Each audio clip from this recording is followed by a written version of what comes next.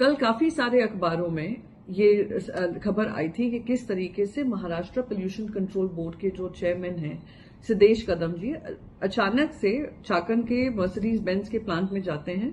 वहां पर उनके साथ इक्का दुक्का एमपीसीबी ऑफिशियल्स होते हैं और कहते हैं इंस्पेक्शन की आड़ में जाते हैं और 35 करीब उनकी पर्सनल पीआर टीम, उनकी सोशल मीडिया टीम उनके साथ होती है और वो इंस्पेक्शन के बाद लगातार करीब 5-6 ट्वीट्स आते हैं एमपीसीबी ट्विटर हैंडल से, ऑफिशियल ट्विटर हैंडल से, जो कहता है कि चाकन प्लांट जो है मर्सिडीज बेंज का वो एनवायरमेंटल और पोल्यूशन नॉर्म्स को फ्लाउट कर रहा है।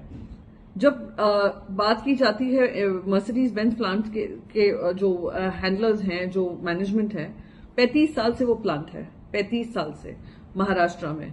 और यह हमारे लिए गर्व की बात है कि इतनी बड़े बड़े जो कार मैन्युफैक्चरर्स हैं उनके प्लांट महाराष्ट्र में चलते हैं और हमें उनको एक ऐसा एनवायरनमेंट देना चाहिए जो और कार कंपनीज को हमारे राज्य में आने का मौका दे, अवसर दे। सुना जा रहा है टेस्ला भी ये लोग गुजरात भेज रहे हैं। उन्होंने बाकायदा कहा they follow the global standards of environmental norms, और ऐसा कोई नॉर्म नहीं है जो उन्होंने फ्लाउट किया होगा या उन्होंने दरकिनार किया होगा। उन्होंने ये तक बताया कि उनके पास कोई राइटिंग में कोई इस तरीके का नोटिस नहीं आया है, ना कोई ऑर्डर आया है।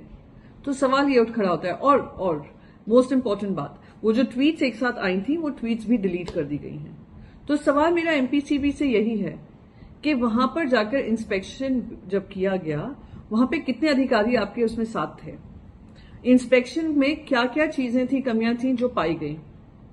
क्या ये ऐसा तो नहीं है कि जिस तरीके से महाराष्ट्र से सारी इंडस्ट्रीज को निकाला जा रहा है उसी तरीके से इस इंडस्ट्री को भी, इस मैन्युफैक्चरर को भी हटाने की ये साजिश हो? क्योंकि हम देख रहे हैं महाझूठी अलायंस के साथ साथ कितनी हमारी कंपनीज हैं जो चली जा चुकी हैं और महाराष्ट्र में इतने रोजगार के माध्यम जो बनने चाहिए वो नहीं बन पा रहे हैं। और ये बात तो सच है, जब सिद्धेश कदम जी की नियुक्ति हुई थी उनकी नियुक्ति पे बहुत सारे सवाल उठे थे, क्योंकि ना वो उनका कोई एनवायरमेंटल डिग्री है, ना उनका कोई वर्क एक्सपीरियंस है, ना उनका कोई वर्क एक्सपोजर है।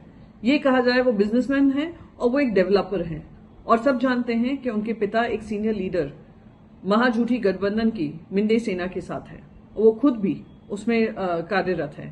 तो मैं पूछना चाहती हूं कि एमपीसीबी की अब ये जिम्मेदारी बनेगी कि एमपीसीबी ने ये जो इंस्पेक्शन किया उसके बाद क्या निकला, उनको रिटन में क्यों नहीं दिया गया, और अगर निकला भी तो ट्वीट कर डिलीट क्यों किया गया?